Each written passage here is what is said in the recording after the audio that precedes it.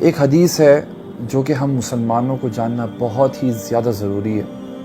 کہ اللہ کے رسول صلی اللہ علیہ وسلم فرماتے ہیں کہ میں جانتا ہوں ایک ایسی قوم کو جو میری ہی امت میں سے ہوگی اور قیامت والے دن اللہ کے سامنے حاضر ہوگی، اور ان کی نیکیوں کی مثال پہاڑوں کی طرح ہوں گی، بہت ہی اونچے اونچے جیسے پہاڑ ہیں انہوں نے نیکیاں کی ہوں گی، لیکن اللہ تعالیٰ ان کی نیکیوں کے ساتھ کیا کرے گا؟ اللہ کے رسول فرماتے ہیں فَيَجْعَلُهَا اللَّهُ هَبَاءً مَنْثُورًا، اللہ تعالیٰ دھول مٹی کی طرح ان کی نیکیوں کو اڑا دے گا جو کہ پہاڑوں کی طرح وزنی نظر آتی تھیں۔ اور یہ کوئی ایسی نارمل دھول مٹی نہیں، بلکہ آپ نے دیکھا ہوگا جب سورج کی کرنیں پڑتی ہیں تو اس میں چھوٹے چھوٹے آپ کو ذرات نظر آتے ہیں، تو اللہ تعالیٰ ان ذرات کی مثال کر دے گا ان کی نیکیوں کو۔ تو صحابہ نے جب یہ بات سنی تو انہوں نے آپ صلی اللہ علیہ وسلم سے سوال کیا، اے اللہ کے رسول ایسے کیا اعمال ہوں گے ان کے، کون ہوں گے وہ لوگ تاکہ ہمیں پتہ چلے ہم ان لوگوں میں سے نہ ہوں؟ تو آپ صلی اللہ علیہ وسلم فرماتے ہیں یہ تمہارے ہی بھائی ہیں، اور جس طرح تم نمازیں پڑھتے ہو اس طرح وہ بھی نمازیں پڑھتے ہیں،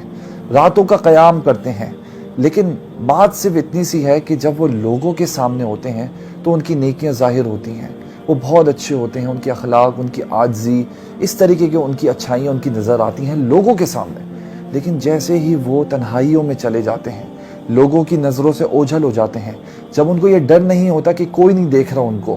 تب اللہ کی جتنی بھی حرام کردہ چیزیں ہیں، جو کام اللہ تعالیٰ نے حرام کیے ہیں وہ ان میں پڑ جاتے ہیں، چاہے وہ چھوٹے کام ہو یا بڑے کام ہوں، اور یہ وہی حرام کام ہوتے ہیں جو وہ لوگوں کے سامنے کرتے ہوئے ڈر رہے ہوتے ہیں کہ معاشرہ ان کو تانا نہ دے۔ تو یہ وہ لوگ ہیں جن کی نیکیوں کو اللہ تعالیٰ ہباء منصورہ دھول مٹی بنا دے گا۔ جو بات غور کرنے کی ہے نا وہ یہ ہے کہ لوگوں کے درمیان آپ کتنے نیک ہیں، لوگوں کے درمیان آپ کتنے اچھے کام کرتے ہیں، یہ اتنا میٹر نہیں کرتا۔ جو چیز تنہائی میں میٹر کرتی ہے، تنہائی میں کی ہوئی نیکی اور تنہائی میں کیا ہوا گناہ،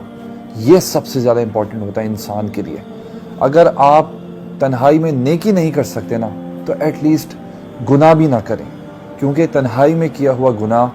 لوگوں کے درمیان کی ہوئی نیکیوں کو بھی برباد کر دیتا ہے۔ جزاک اللہ خیر۔